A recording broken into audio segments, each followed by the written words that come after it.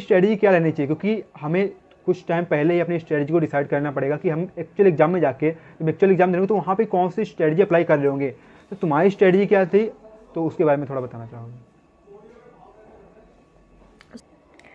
जो मेरा mock test था उसको मैं जनरली इस तरीके से अटेम्प्ट करती थी कि मैं पूरा जो टाइम स्लॉट होता है उसको 45 मिनट्स के 4 स्लॉट्स में डिवाइड करती थी। फर्स्ट स्लॉट में मैं केमिस्ट्री अटेम्प्ट करती थी। केमिस्ट्री नॉर्मली इजी आती है तो 25 मिनट 30 मिनट्स में आराम से हो जाती है।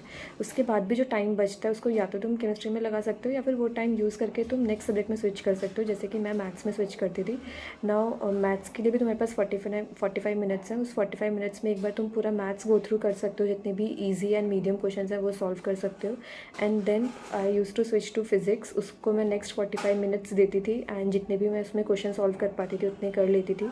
जो लास्ट के 45 मिनट्स बचते हैं उसमें मैं वो क्वेश्चन अटैम्प्ट करती थी जो कि मैंने पहले छोड़ दिए थे मार्क करके कि ये क्वेश्चन हो सकता है बट मुझे वापस आके देखना पड़ेगा, शायद ज़्यादा टाइम देंगे, तो उनको मैं लास्ट के 45 मिनट्स में अटैम्प्ट करती थी।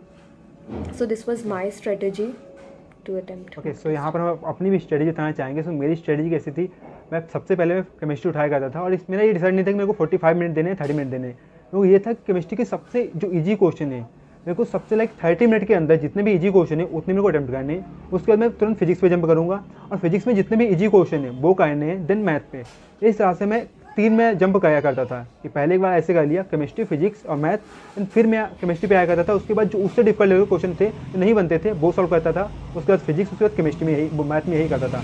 तो तुम्हारी स्ट्रेटजी हमारी स्ट्रेटजी, तो कौन सी स्ट्रेटजी बच्चों के लिए अधिक वर्क करेगी और तुम्हारी स्ट्रेटजी बच्चों को वर्क करेगी, कितना वर्क करेगी, कि सबके लिए वर्क करेगी या कुछ ही बच्चों के लिए वर्क करेगी।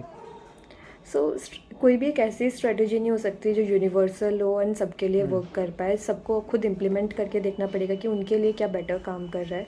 जैसे कि जो मेरी स्ट्रेटजी है वो उन लोगों के लिए काम कर सकते हैं जो जनरली टाइम का ध्यान नहीं रख पाते हैं एंड मिस कर देते हैं किसी पोर्शन को अटैम्प्ट करना, या फिर उन्हें ऐसा लगता है कि फिजिक्स ईजी आई थी या मैथ्स ईजी आई थी, मैं अगर उसको पहले अटैम्प्ट करता तो मेरे ज़्यादा मार्क्स आ सकते थे। उनके लिए ये स्ट्रेटजी वर्क करेगी ताकि वो सारे पोर्शंस को इक्वली टाइम दे के एक बार गो थ्रू कर पाएँ। एंड अगर कोई ऐसा इंसान है जो कि टॉगल नहीं कर सकता सब्जेक्ट्स के बीच में, या फिर अगर वो एक बार मैथ्स स्टार्ट कर दिया है तो बार बार स्विच नहीं कर सकता मैथ्स फिजिक्स केमिस्ट्री ऐसे करके, तो उसके लिए मे बी ये स्ट्रेटजी काम ना करे। वो 45 मिनट्स के बाद अपने आप को रिस्ट्रिक्ट नहीं कर पाएगा कि दूसरे सब्जेक्ट में चला जाए। उसका जो माइंड है वो फिर भी मैथ्स में ही घूमता रहेगा। सो उसके लिए शायद ये स्ट्रेटजी काम नहीं कर पाएगी। तो एक बार इम्प्लीमेंट करके देखना पड़ेगा कि कितना काम कर रही है, कितना काम नहीं कर पा रही है वो।